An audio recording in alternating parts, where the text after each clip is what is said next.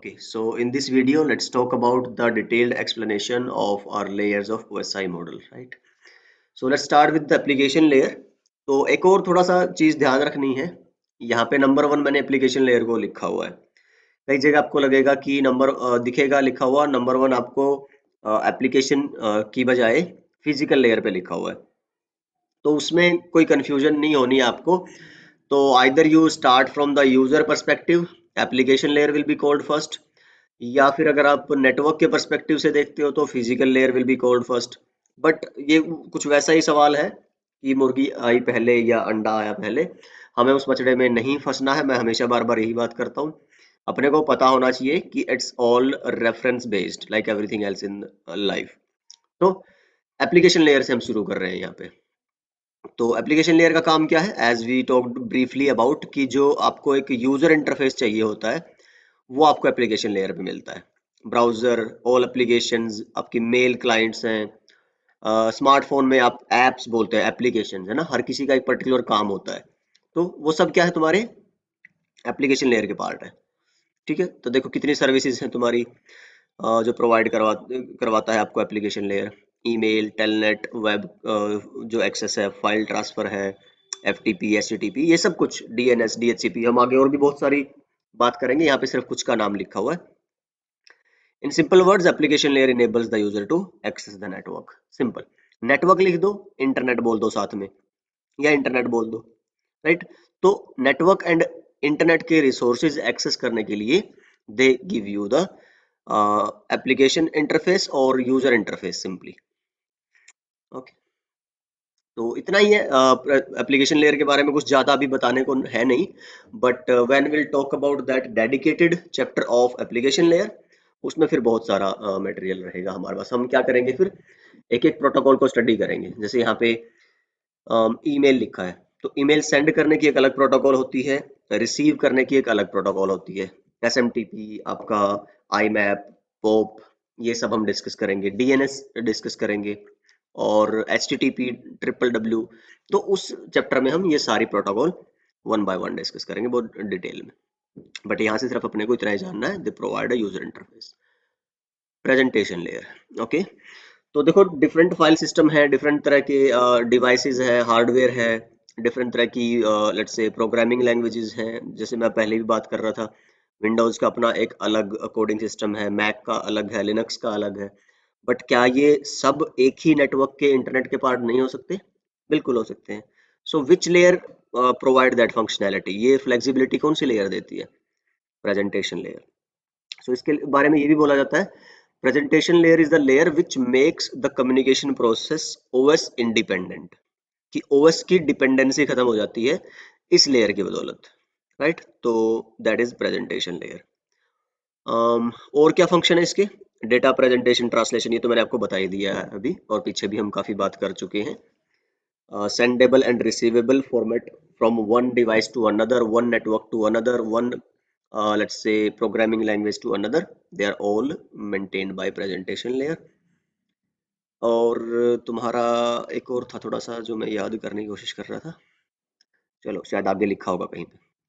बाकी एनक्रिप्शन और decryption, compression and decompression, ये इस तरह के जितने फंक्शंस हैं सब तुम्हारे प्रेजेंटेशन लेयर के फंक्शन। अच्छा हाँ, मैं ये बात कर रहा था कि जो तुम्हारा एक्सटेंशंस डिफाइन होते हैं, पता चलता है कि भाई ये MP3 ऑडियो है, MP4 वीडियो है, तो ये सारे के सारे डॉट PNG इमेज है, डॉट TXT तुम्हारा टेक्स्ट फाइल है, ये जो फॉर्मेट बताता है, टाइप ऑफ फाइल बताता है, ये भी तुम्हारा प्रेजेंटेशन लेयर का ही फंक्शन है।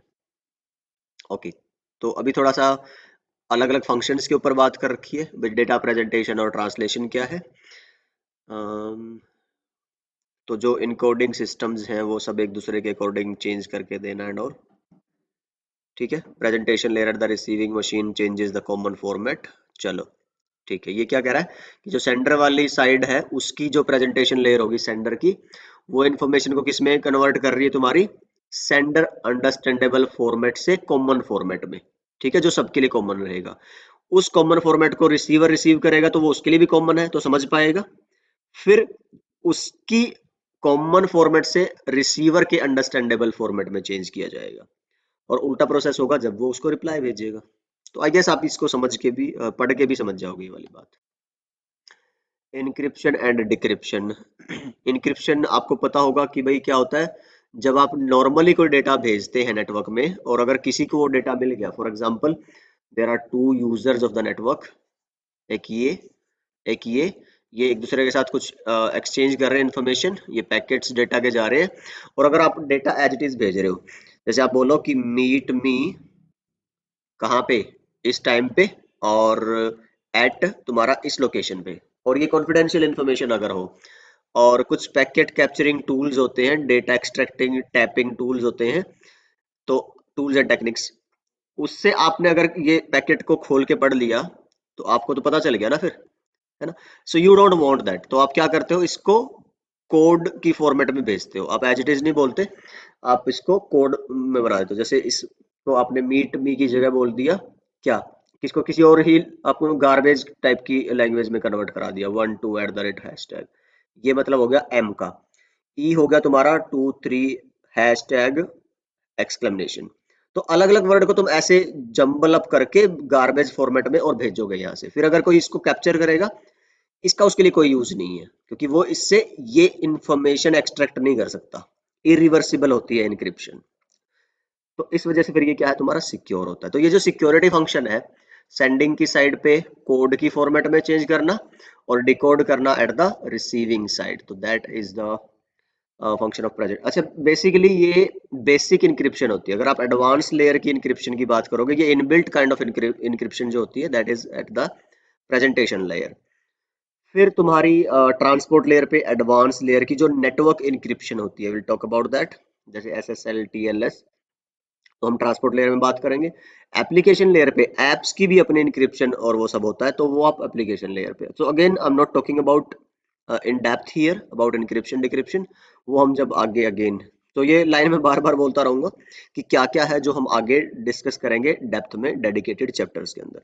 और जो बेसिक इनबिल्ट फंक्शंस हैं, those are the responsibility of your presentation layer. ठीक है, तो जैसे इंक्रिप्शन डिक्रिप्शन है, ऐसे ही कंप्रेशन और डिकम्प्रेशन भी तुम्हारा किसका है, फंक्शन प्रेजेंटेशन लेयर का। मैं आपको व्हाट्सएप वाला एग्जांपल दे रहा था कि भाई कोई डेटा आप भेजते हो व्हाट्सएप पे, वो कंप्रेस होके जाता है, so which layer is handling that, your presentation layer. Normally भी कंप्यूटर के अंदर भी आपको डेटा कंप्रेशन के टूल्स मिलते हैं, विनजिप है, विनरार है, ये सब क्या करते हैं, तुम्हारे कंप्रेशन डिकम्प्रेशन ही तो करवाते हैं, राइट। चलो, तो सेशन लेयर की बात आ जाती है। मैंने बताया था आपको, जनरली सेशन लेयर का नाम आते ही सर्वर्स लिखा होगा, तो यहाँ पे भी क्या लिखा है, it handles the sessions between host और यूजर्स एंड वेब सर्वर्स। ठीक है, तो सेशंस का सारा काम तुम्हारा किया जाएगा वेब, तुम्हारी सेशन लेयर के द्वारा, सेशन बनाना और उसको मेंटेन करके रखना और उसको टर्मिनेट करना, है ना। कई तरह के सेशन होते हैं, authentication based, normal session without authentication, time out session, मान लो अगर जीमेल आप बहुत टाइम तक यूज कर रहे हो, है ना। और चलो परफेक्ट एग्जांपल है ये यूट्यूब वाला। आप सोचो, आजकल ना यूट्यूब में वो आता है पिछले काफी टाइम से कि आपको काफी टाइम हो गया वीडियो देखते, एंड पॉज हो जाती है वीडियो, आप यस क्लिक करते हो तो वो दोबारा चलती है। तो वो एक सेशन की सेटिंग है आपकी कि इन दैट वे आपका जो हो सकता है कि वो स्क्रीन टाइम घटाना और वो सब एक यूजर एक्सपीरियंस अच्छा बनाना। तो that's basically the part of the session between your client device and the YouTube server. So I hope you got the point कि इस तरह की जो चीजें हैं, जो काम है, सारे सेशन ओरिएंटेड होते हैं। तो आप अपनी विंडोज, अगर मैं ऑपरेटिंग सिस्टम की बात करूं, CMD में जाओगे, यहाँ पे एक कमांड आती है नेटस्टेट या नेटस्टेट-a, यहाँ पे एंटर करके आप अपने सारे के सारे सेशंस चेक कर सकते हो। ठीक है, आप चेक करना अगर आपके पास विंडोज ऑपरेटिंग सिस्टम है तो ये कमांड चलती है नेटस्टेट। ठीक है, तो दिखा देगा आपके कंप्यूटर अभी कितने सेशंस चल रहे हैं। और आप अगर इंटरनेट चलाते हो, फिर एक दो साइट और खोल के देखना, एक दो टैब और किसी ब्राउजर में, फिर देखना यहाँ पे आपको नए सेशंस दिखाई देंगे। ओके, तो इसमें कुछ ऐसा बताने लायक अलग से नहीं है। दो फंक्शंस है सेशन लेयर के, dialogue control and synchronisation. Dialogue control तो वही मैंने जैसे अभी बताया आपको कि भाई एक क्लाइंट और सर्वर को एक दूसरे के साथ बात करनी है। डायलॉग कंट्रोल में ही आता है ऑथेंटिकेशन। मान लो कोई सर्वर ऐसा है, जैसे प्राइवेट सर्वर है कोई, और आप पासवर्ड बेस्ड है वो, ऐसे नॉर्मल एक्सेस नहीं है उसका, तो आप वो भी कर सकते हो। अदरवाइज जो नॉर्मल इंटरनेट सर्वर्स हैं आपके, वो आपके ओपन ही होते हैं, नो ऑथेंटिकेशन या ओपन ऑथेंटिकेशन, ठीक। यही लेयर डिसाइड करती है कि आपके जो कम्युनिकेशन के जो सेशंस बन रहे हैं वो फुल डुप्लेक्स के सेशंस बनेंगे, हाफ डुप्लेक्स बनेंगे या कैसे, राइट, कम्युनिकेशन किस तरह का रहेगा। ओके, सिंक्रोनाइजेशन क्या होता है, जैसे एक सिंपल सा एग्जांपल लिखा है यहाँ पे।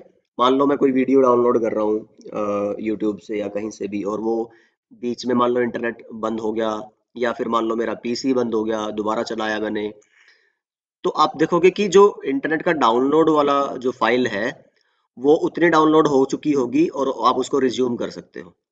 ठीक है, जैसे व्हाट्सएप पे भी ऐसा ही होता है कि आपकी 50 MB की फाइल में से 20 MB अगर डाउनलोड हो गया, बाकी अगर इंटरप्ट होता है बाय एनी रीजन, आप दोबारा उसको डाउनलोड करते हो तो वो वहीं से रिज्यूम होता है। So that resume function is basically synchronisation function of your session layer.